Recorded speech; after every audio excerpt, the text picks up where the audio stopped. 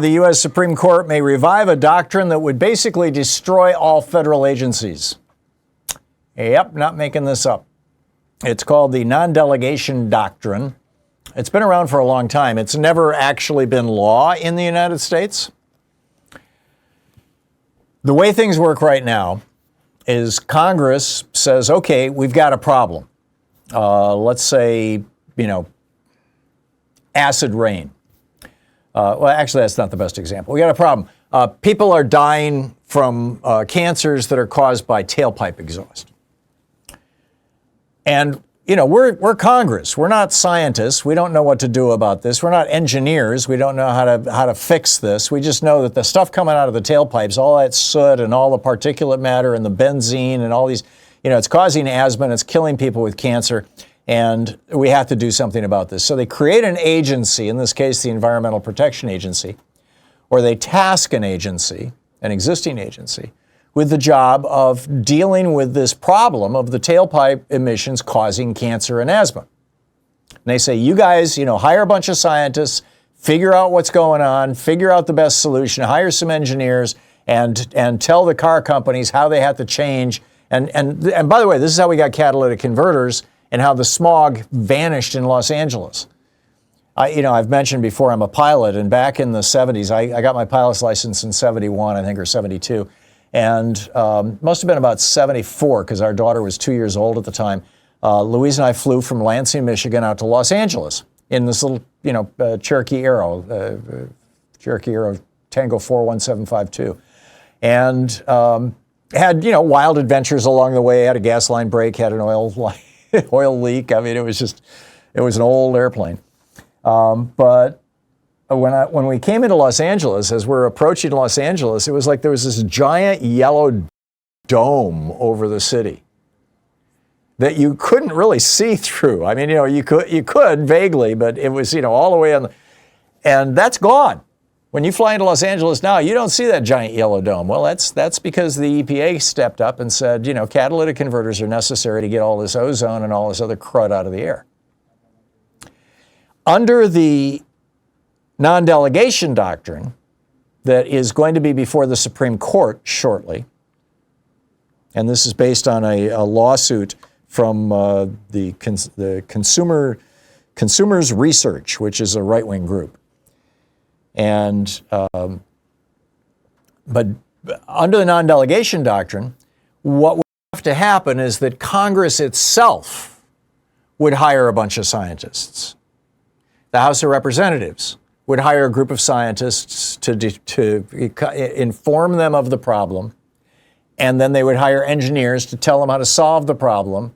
And then Democrats and Republicans would have to get together and write legislation that says, okay, you must have a catalytic converter in the cars. You must have a certain cleanliness of the fuels, and particularly the diesel. And, here are all the standards and all this stuff, comporting with the best science.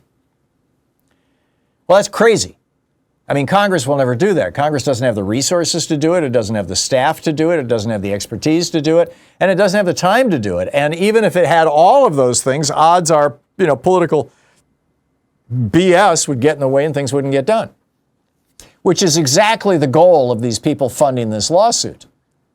Behind this lawsuit, I'm pretty sure you'll probably find fossil fuel billionaires who don't want to be regulated. They want to have, their poison in the air because it makes them money. So this is coming. And this is on top of blowing up the Chevron deference.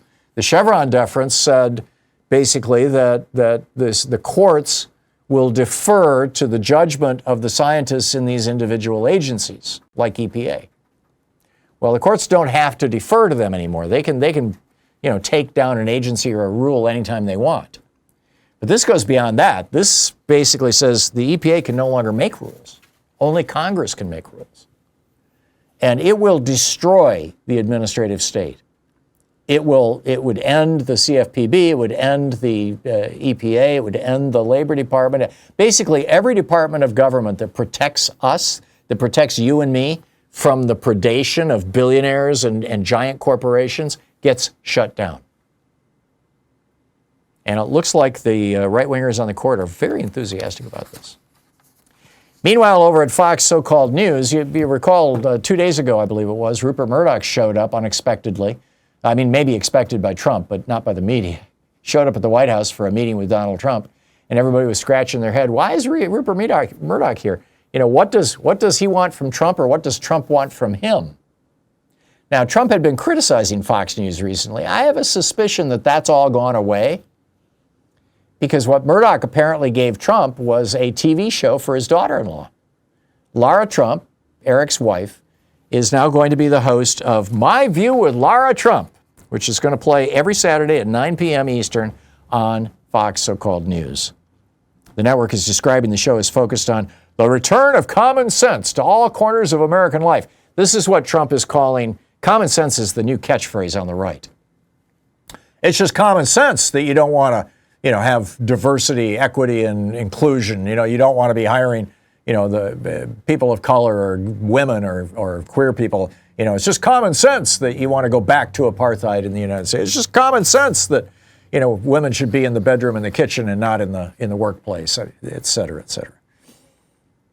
Meanwhile, both the National Security Agency and the National Atmospheric, the NASA, the space agency, National Aeronautics and Space Agency, both of them appear to have just gone nuts in the last 48 hours.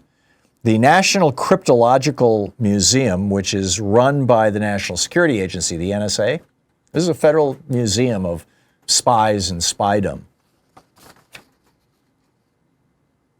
As a result of Trump's order to scrub DEI from all federal programs, taped, this is a quote from I'm quoting from an article. I'm sorry, I don't have it actually. For some reason, the publication name did not print, but it's it's one of our well, it's from Politico actually. Taped sheets of brown paper over plaques in its Hall of Honor devoted to women and people of color. So they've got all these little pictures and plaques and things, about spies who did incredibly cool stuff. And some of them are black and some of them are female, and they put brown paper over all the black and female spies and stories about black and female spies. Now, this apparently only lasted a couple days before the outrage caused them to go, well, maybe that wasn't such a good idea. And then over at NASA personnel were told to drop everything, to scrub public sites of mentions of DE404media.co. They had to remove any website that mentions diversity in the context of DEIA, that mentions indigenous people, oh my God, and that mentions anything specifically targeting women, such as women in leadership at NASA. Along with equity, inclusion, accessibility, MSI, minority serving institution, EEJ, EJ, environmental justice, and underrepresented groups and people. So let's just make America white again. I mean, we've known all along, we've known this for a decade, right? We've known that this is Donald Trump's agenda. No more black people in power, no more black people in positions of authority. Purge the federal government of black people who have any authority at all.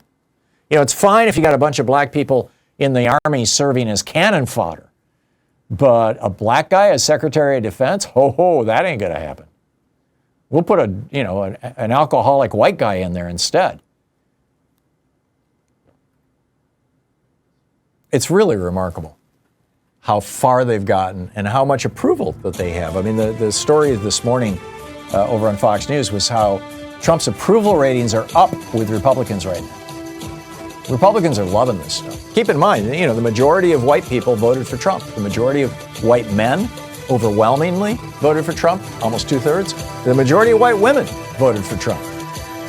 There's a lot of people, white people in America, who want this. What are we going to do with that?